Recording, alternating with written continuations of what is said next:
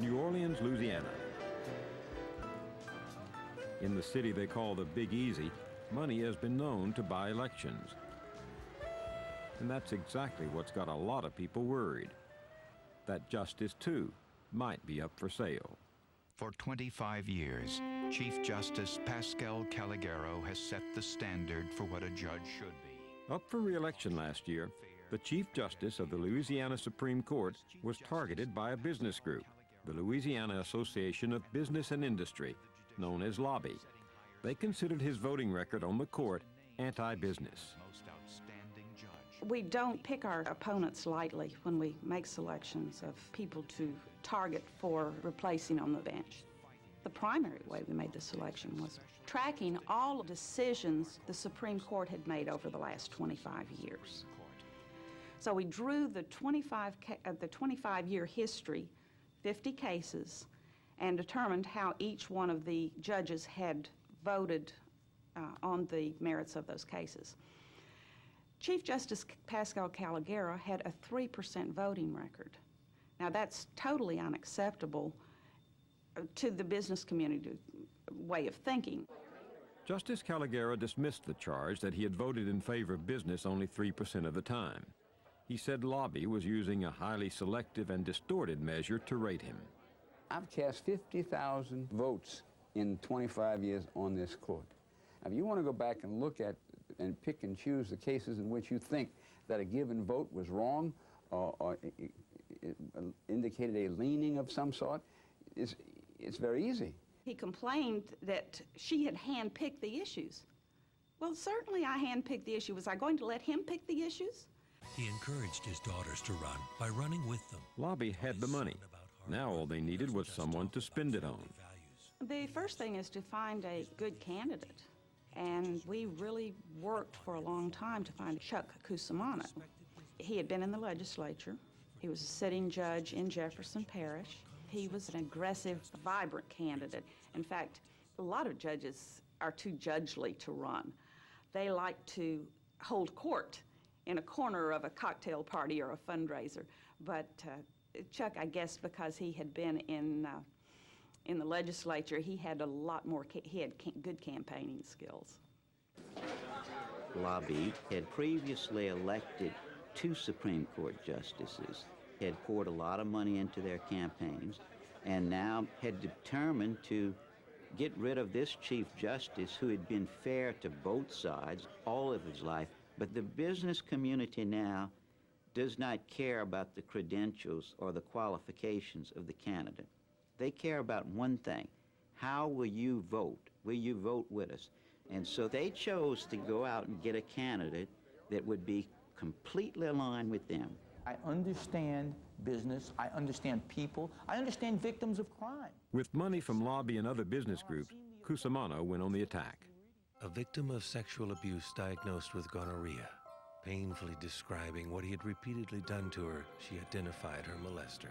The trial court convicted, the Supreme Court upheld the conviction. Pascal Calogero disagreed, saying looking at molester's medical records was an invasion of privacy, and stated, "My considered view now is that the conviction should be reversed." Calogero says he deserves re-election.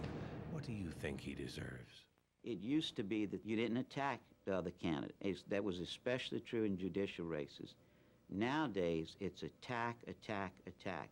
And that lays at the feet of the business community. They started the attacks, and they just, they lay it on against the Chief Justice, a guy that has given his life to public service in Louisiana, been involved in no scandals, in no corruption, and then to have the business community, because of greedy, motivated, selfish interests, go after him. It was appalling.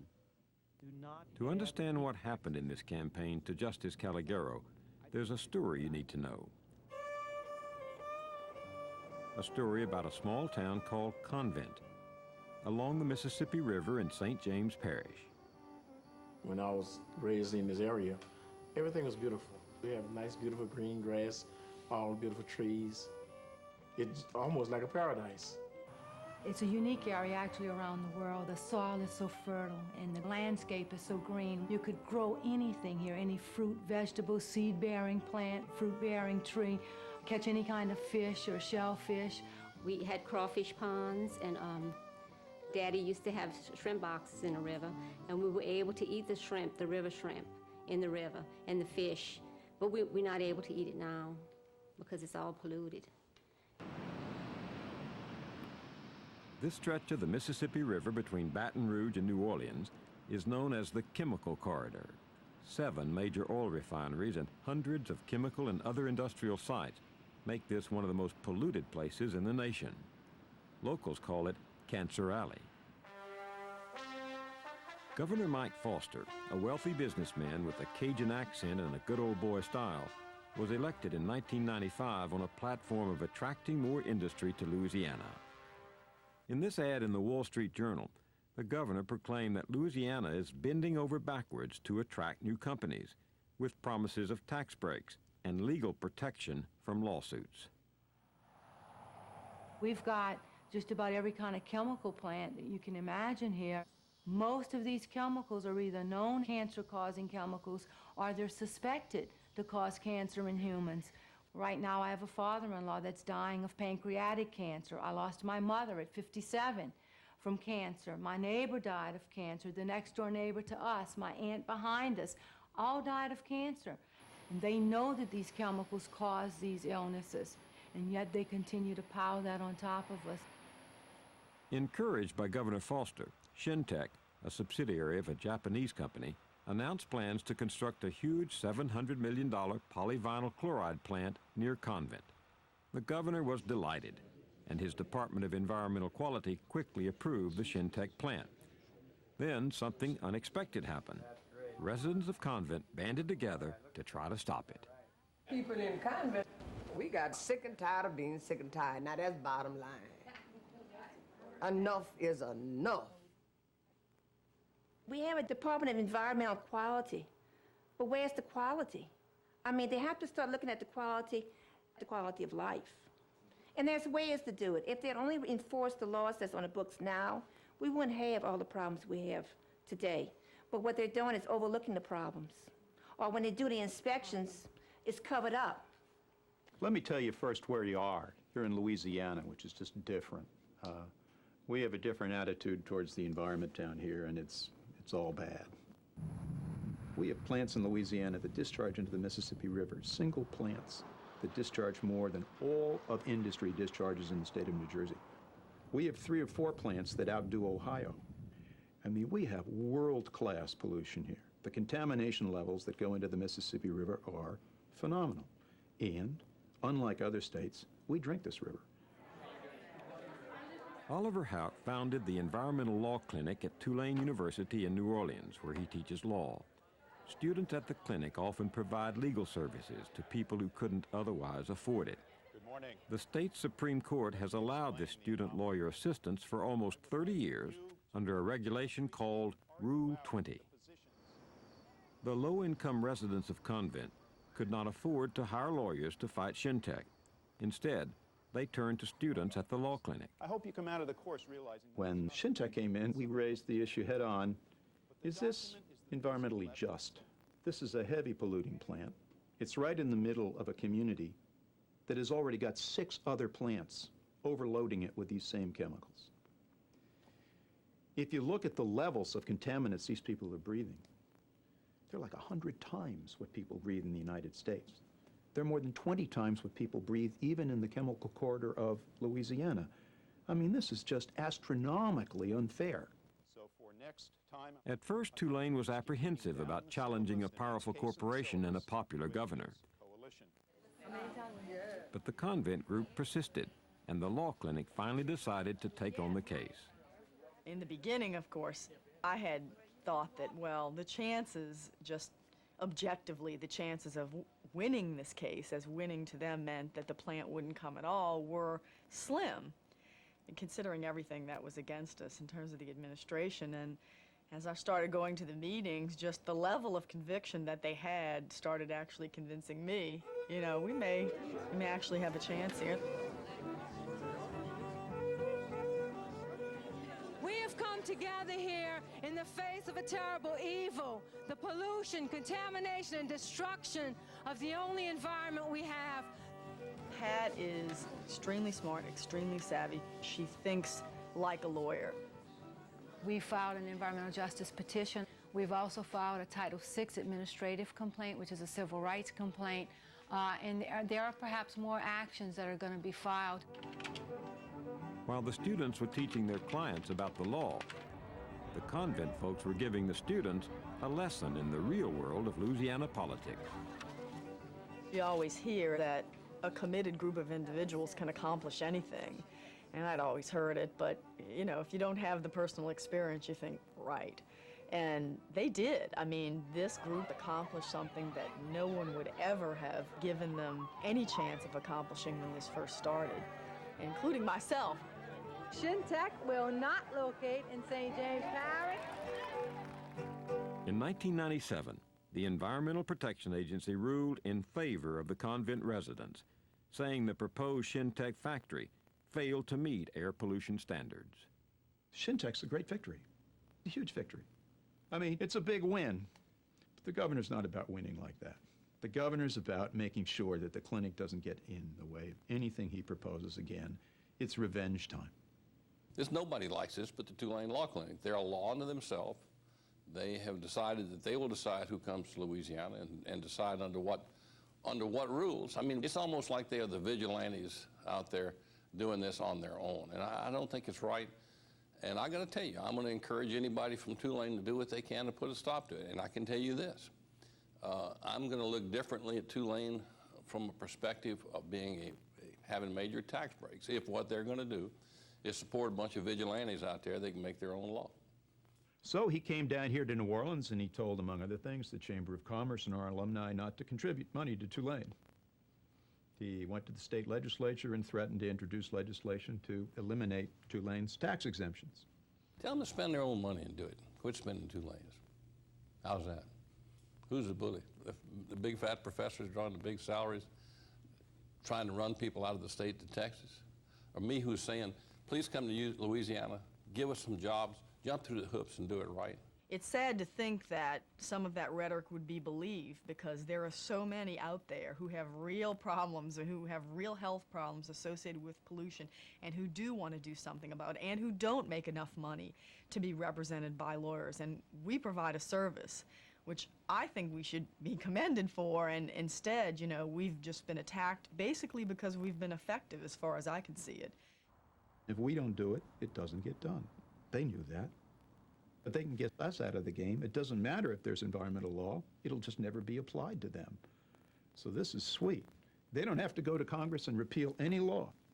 All they have to do is repeal us. The governor and his allies did not want the Tulane Law Clinic to stop another Shintech. To restrain the students, they had to convince the state Supreme Court to change Rule 20. Which brings us back to Chief Justice Calogero. The Louisiana Association of Business and Industry sent a letter to the Chief Justice asking him to revise Rule 20 to restrict the Tulane students. The environmental clinic, they said, is bad for business. As a matter of fact, a whole group of business organizations besides LABI, the New Orleans Regional Chamber did, the Business Council of Orleans did, and some other organizations, I believe, did ask that the rule be changed. This put Chief Justice Calogero in an awkward position. He had long supported Rule 20. Back in 1993, when a state agency asked him to change the rule, he refused. The ad was taken off of the ad. But now Calogero was running for re-election, under pressure from a well-financed challenger. The Chief Justice desperately needed to prove that he, too, was good for business. So Calogero is facing his political future, and he can't sit on it anymore. He's got to rule. And rule he did, this time in favor of changing Rule 20. The court required that a group must prove that 75% of its members are indigent and provide evidence that they're living below the poverty line. The effect was to sharply restrict the ability of the Tulane Law Clinic to help citizens take on environmental cases like Shintech. The governor praised Calogero's Supreme Court for changing Rule 20. Obviously, it was a big blow, and it did make the Shintech victory appear to be a very Pyrrhic one. I mean, we won that battle, but in the larger sense, we lost it appeared as though we had lost the war. We don't have access to the courts because Rule 20 has made sure, the modifications have made sure that we can't have access. And so the working poor in this community and in this state do not have equal access to the law and the protections of the law. We don't have no money to pay no lawyer. These people did a tremendous job for us. And I love them. I love them. Our governor, he's a coward. And he's afraid of those student lawyers because they were some good lawyers. Very good lawyers. They knew what they were doing. And that's why he fixed it so they can't work for us. But he's not only the bad one. The ones that's backing him up's not worth a dime either. Within 2 weeks after Justice Calogero was one of the chief architects of the amendments to Rule 20, within 2 weeks, the business interests in the state came out and endorsed Justice Calogero. The week he cuts the deal, he's a Democrat. 29, I believe, members of the New Orleans business community, leading Republicans, endorse the Democrat. Could be a coincidence. The same week Justice Calogero changed Rule 20, he received this letter of endorsement signed by Chamber of Commerce Chairman Sam LeBlanc and other prominent business leaders. It was a letter to say, these individuals who have signed this letter support Justice Calogero. Anyone who runs against him should know that these individuals are going to be in support of him. Now the money started flowing from business leaders and corporate defense lawyers, including the attorneys who represented Shintech. In the end, Calogero raised over $1 million and beat Cusimano by a comfortable margin. When Frontline asked him to talk about all this, the Chief Justice declined, saying Rule 20 is still the subject of possible litigation. I know that raising money is extremely distasteful to judges.